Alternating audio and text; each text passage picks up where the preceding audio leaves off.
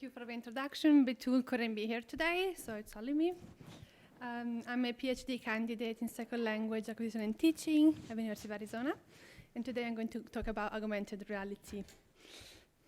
So this presentation is going to be divided in 5 different parts. First, I'm going to define augmented reality with different apps that can be used with AR. Then the research so far that we have seen with augmented reality and language education. Then how we implemented augmented reality in 2 online graduate courses and what the students did. And then a pedagogical example that we developed for intercultural pedagogy, and in the end, further questions that we had from this, from this project. So augmented reality can be defined as an interactive experience that blends the real world with the digital world by overlaying digital content in the real world. And the way that this works is through a handheld device, so for example, a smartphone or a tablet. And by using this device, you are overlaying this digital content in the real world. And you can still see your surroundings. So an example, maybe you are playing Pokemon Go before, that's an example of augmented reality. You might have also heard about virtual reality. And so these are 2 different things. We have augmented reality, which is AR, and virtual reality, which is VR. As I said, with augmented reality, you have a handheld device, and you can still see your surroundings. With virtual reality, you are using a headset. You're placing that in front of your eyes, and so you're completely immersed in the virtual environment. You cannot see anything of the real world. And today I'm going to focus on AR. There are different types of AR or augmented reality technologies. The first one that I'm going to talk about is the marker-based. So that means that you have a marker in the real world. It can be an icon like this one. It can be a QR code. And by pointing your device towards that icon, that QR code, you're going to see the AR experience. It can also be markerless. And an example, if you have seen that before, is the IKEA app. So you're just placing a digital overlay in the real world independently of a marker. It just goes. And it can also be, location-based, meaning that it uses GPS technology. And an example would be Google Maps. As far as apps that use augmented reality technology, for language education, we have Mondly AR, and this type of technology is markerless, and the way that it works, as you can see in the last image over there, it places a virtual instructor in front of you that speaks to you and tells you some vocabulary and uses speech recognition. So for example, it's going to tell you a word in Italian, and it tells you to repeat the word, and it says whether you repeated that word correctly or incorrectly. However, this app mainly works for learning vocabulary, and it doesn't go beyond that. And also the instructor that you're getting, it speaks mainly to you in English, and it just says the vocabulary in the target language. Another app, which you may know, is HP Reveal, and it was formerly known as Aurasma. And this is a marker-based AR, meaning that there is a trigger image. And as you can see in step 1, that would be a trigger image. Then you apply an overlay over that image.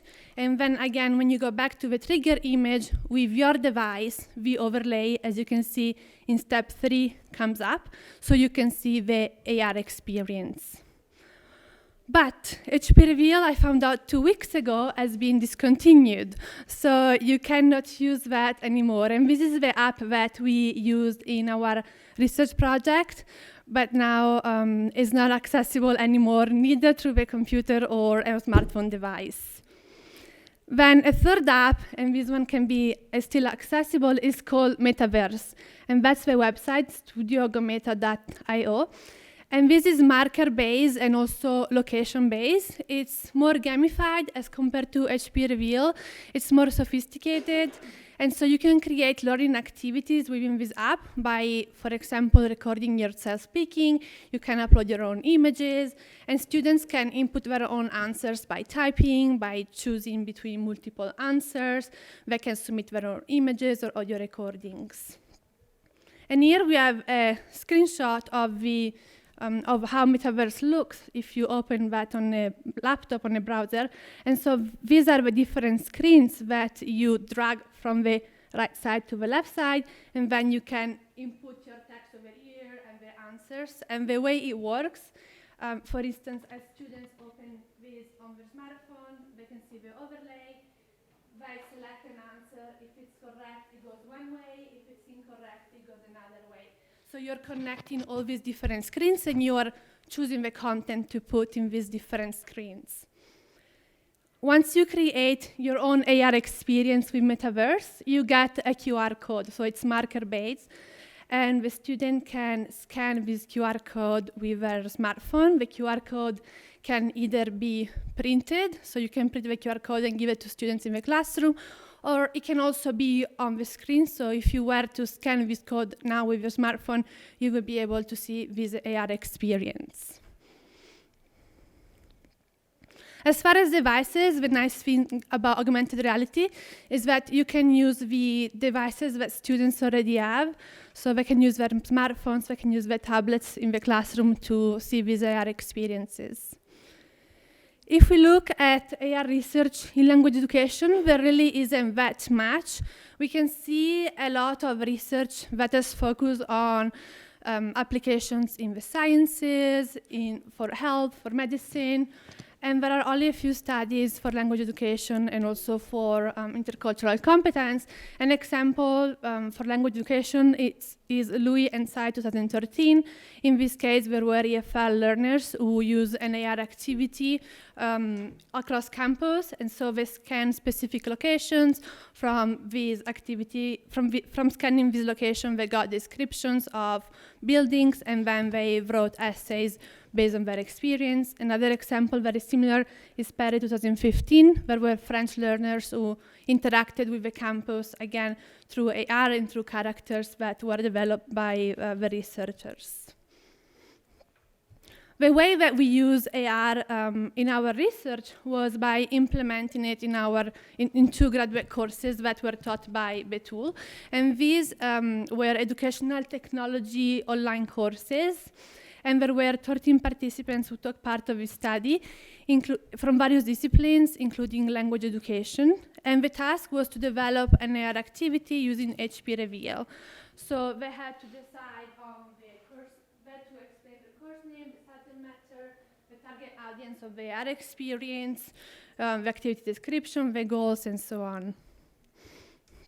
Before having the students create these experiences, we conducted a small pre-survey, asking them if they used AR before, and as we can see, most of them didn't, and also how confident they felt about using VR, about learning about VR. And as we can see, most students were not very confident about using this new technology. And also we asked them about the anticipated benefits, and one student said AR might also assist students to learn in different ways than traditional classroom settings. I can see great benefits from having students being able to interact with the curriculum. And we also asked about the challenges, and so one student pointed out that maybe not all schools or not students have devices that are advanced enough to use AR technology. And another problem could be if you do not plan the activity very well, then the focus might shift from actually learning to just using a technology. So that's something we need to be careful with. And so, as I said, students develop these activities, and then they share them online in the D2L discussion board. And due to some IRB issue, I cannot share right now the experiences that were developed. But after this activity, we also had a post-survey.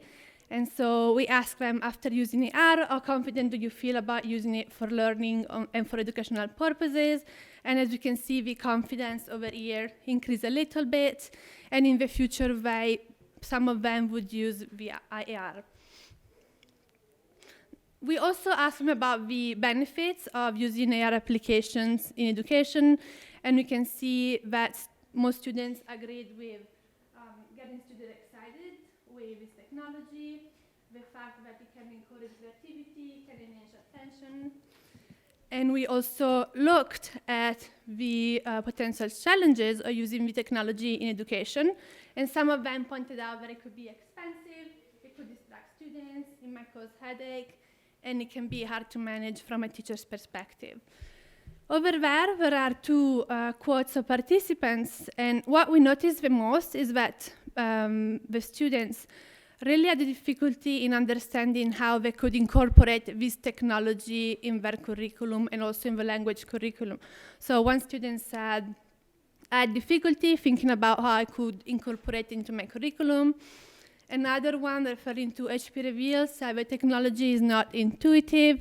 I had to read all the instructions to understand how to create triggers and overlays.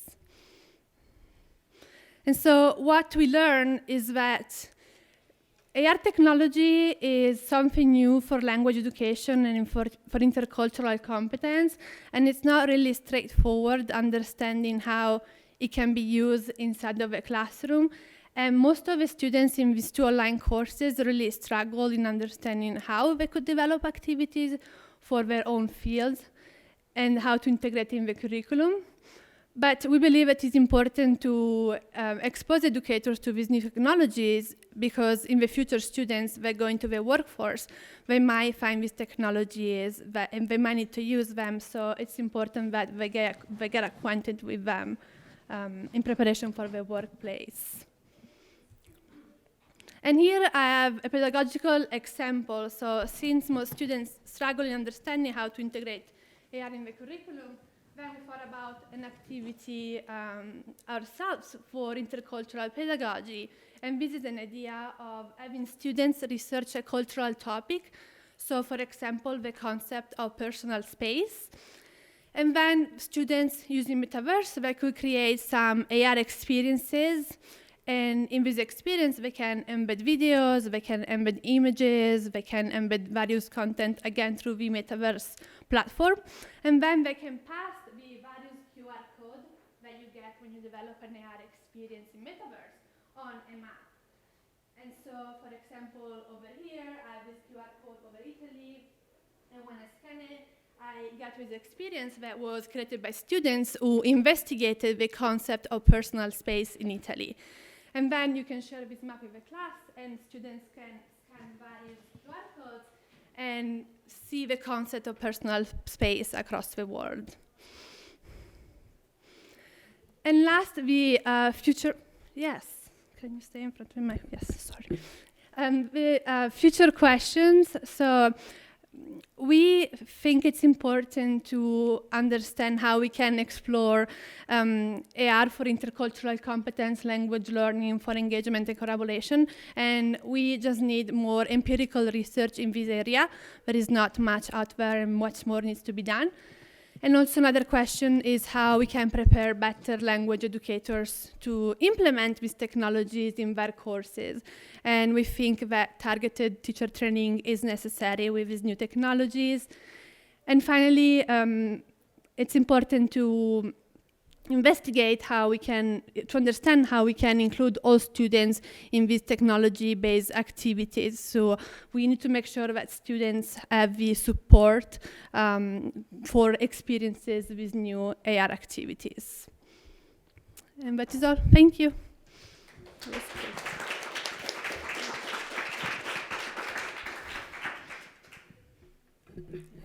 We have like 15 minutes for questions. Thank you, Margherita. So I'm just asking a curiosity question. As someone who has thought about these things, thought about these technologies, there's a bird. Yeah. Okay. The virtual worlds sort of came and went. There's still, it's sort of a niche concern. I know that's not AR, that's, entering in. Yeah, and then now we see, as you mentioned, that AR seems to be hotter in fields such as medicine. Correct. And then we also saw Google Glass come and go. In your view, what are some of the reasons why AR seems a more natural fit or gains more of a market in a field like medicine, where here we have graduate students in, you know, language and culture who are sort of struggling to think about how it would work? Yeah. Just any observations on those phenomena? I think from my point of view, it really seems more straightforward an implementation of AR in the medicine. So, for example, if I want to see the, the structure of the heart, and I want to see it with AR, and I can see it all there, and I can move it around and look inside of it. It just means more straightforward with the sciences and health. In language and cultural education, also to me, it's not too clear yet. And not much has been done. And so I think we just need many more investigations, much more research to really see how it might be implemented in the language classroom. And that is for AR. So with virtual reality, with VR, I can see a more clear implementation because I'm immersed in students in these virtual environments that are authentic, and it just seems easier to implement. But AR is not as easy, and I think we just need to do more in this field. Yeah.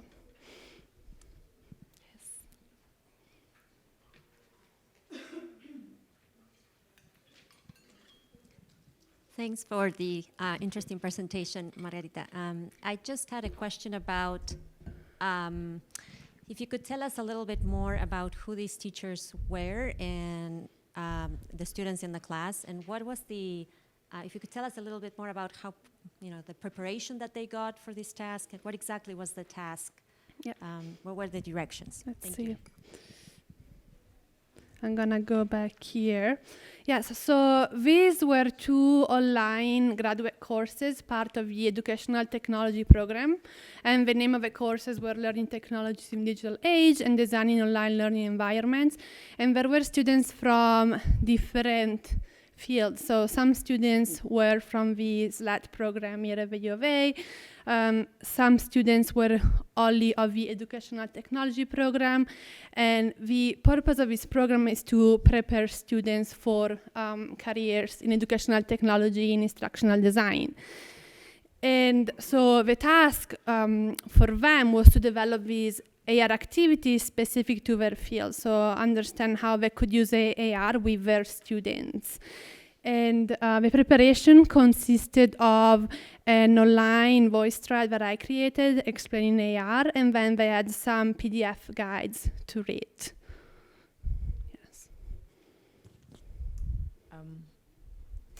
Many questions for you, Maggie. Who was the person? Okay, sorry, she was first. So you had mentioned that the teachers indicated difficulty learning to use the technology. And do you think, because I mean, in the past, if I wanted cat ears, I had to be a graphic designer, and now I can just push a button and I have cat ears, So do you think the technology will catch up to a point pretty soon where it's pretty easy to use? No. Or you don't think so? Yeah, my question is, if I wait 2 years, will it be a lot easier, or should I just start learning it? Yeah, so that's a good question. I don't think so. So HP Reveal, it was a very easy app to use. For teachers, it had some problems here and there, but it was not too bad. Now that is gone, and so we have Metaverse, and Metaverse can be more complex. It's closer to Adobe XD, if you used that before, so you're dragging screens and creating content in that sense. I think we still need some time to develop an application that can be easily implemented in language education. And so that was a struggle of participants understand how to use the app. But the biggest struggle that we noticed was really for them to understand how to use it within their curriculum and in their fields. Mine is related to what you said. Because I remember HP Reveal was kind of like the icons and were kind of like childish. So I was wondering if, we as teachers could team up with these creators of these type of applications in order to create something more realistic that represents everybody. So that would be more applicable to our field. I don't Yeah, know, more and useful. What that- do you think? Yeah, that's a very good observation, and that's something I've been thinking about. If what we miss, it's really an application that can fit the educational context, that can be easily used by students and teachers. And so it would be very cool to develop something like that, but it takes a lot of resources and, yeah, who knows, maybe. And time. Thank you, Margherita, for this presentation. So I have a quick question. I think you mentioned 4 apps, right? 4 at the beginning. You mentioned like 4 apps. One of them is like about $40 per year, right? Yes, the Do Mondly. you recommend any, or do you know any free apps? Because, you know, sometimes one of the challenges is the price. Yep. What if a student says, Yep. I cannot afford it? Another point is sometimes the use of technology is intimidating. How can you overcome this problem? Even when it comes to the teachers themselves, by the way, not only students. Right. So as far as cost, Mondly VR, yes, is costly. Metaverse has a free version, and you can do a lot with a free version. So this is free to use for some part, and you can access that through the browser and create experiences, and students also don't have to pay to experience these AR experiences that you create. As far as feeling intimidated by the technology, I think what's important is really to show educators what they can do. Maybe it can be intimidating, but if you go there and show them how it works and maybe prepare some simple steps to follow, that can help feeling less intimidated.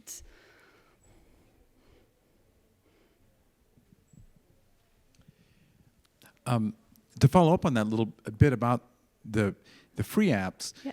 I mean, most of us are at institutions where it's difficult for us to have the resources to pay for these things. But there's a caution about these free apps, and that is that oftentimes companies that are providing them for free, they have to stay in business. And so their business model is that basically you are the product. So the way they stay in business is by selling your data. So that's one of the interesting things, is that this data is being transacted without your knowledge. I mean, you have to sign an agreement, but you're not really fully aware. Most of us don't really read it. Right. And so there is a trade-off to some of these free apps that I think we need to have, as an educational community, much more conversation about, because many of us just our go-to instinct is to say, I'm going to use the free app because I can jump into it right away, I can help my students, without really realizing that we're putting our students into a really, really vulnerable position, because their data is now being sold and they are now the product. Whereas opposed to something like we might be paying $48 a year for, that seems like a barrier. On the other hand, it might be an advantage in the long run by the fact that actually they don't have to sell the students' data. Yeah, that's something to keep in mind, certainly. Do we have any other question? Question online? Thank you, Maggie, for your presentation.